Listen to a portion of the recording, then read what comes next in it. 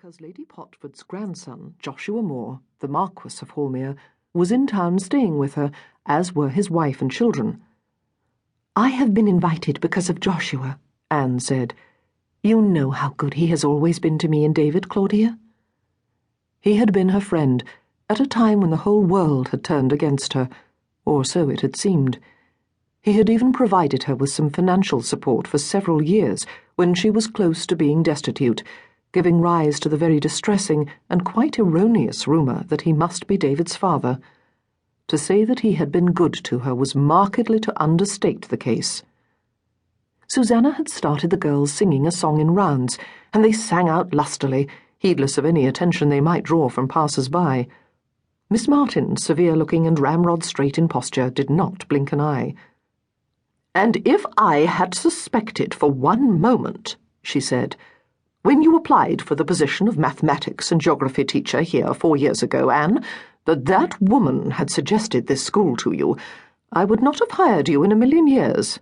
She came to the school a few months before that, snooping around with her offensive, supercilious air, noting every worn spot on the carpet in the visitors' parlour, I do not doubt, and asking if I needed anything.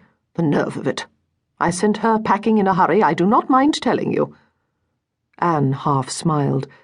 She had heard the story a dozen times before, and all of Miss Martin's resident teachers knew of her undying antipathy toward the aristocracy, particularly toward those unfortunate enough to bear the title of Duke, and most particularly to the one who bore the title Duke of Bewcastle.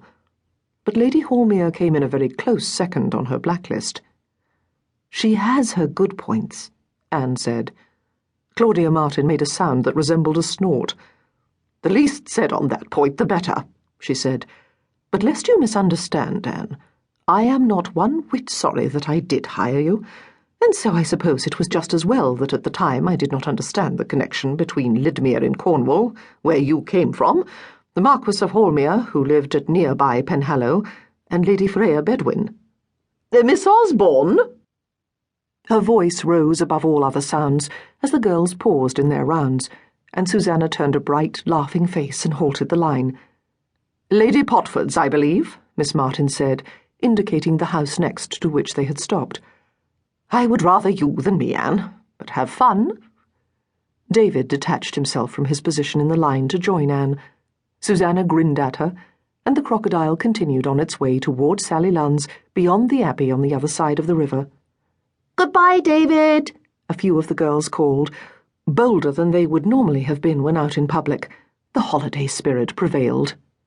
"Goodbye, Miss Jewell. Wish you were coming too." Claudia Martin rolled her eyes and struck off after her cherished girls.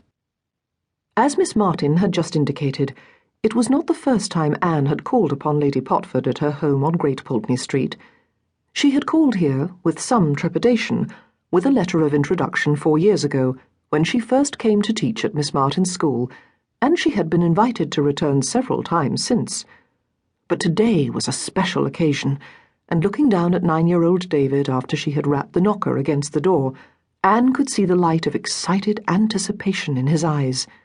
The Marquess of Holmere was his favourite person in the world, even though they did not often see each other. Joshua had been invariably kind to him, though, when they had met. Twice, when Anne and David had been invited to spend a week of a school holiday at Penhallow, the Marquess's country seat in Cornwall, and twice when the Marquess had been in Bath and had called at the school to take David out in his curricle. And he never forgot to send gifts for birthdays and Christmas. Anne smiled down at her son as they waited for the butler to open the door. He was growing up fast, she thought ruefully.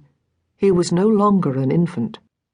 He behaved rather like one, though, when they stepped inside, and could see that the Marquess was coming down the stairs to meet them, grinning cheerfully. David dashed toward him, all childish eagerness and voluble chatter, and was swept off his feet and spun about in a circle while he laughed joyfully. Anne, looking on, felt an almost painful constriction about the heart.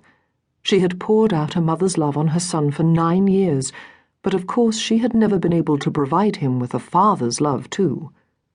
"Lad," the Marquis said, setting David back down on his feet, "you must have a few bricks in the sole of each shoe. You weigh a ton. Or maybe it is just that you are growing up. Let me see."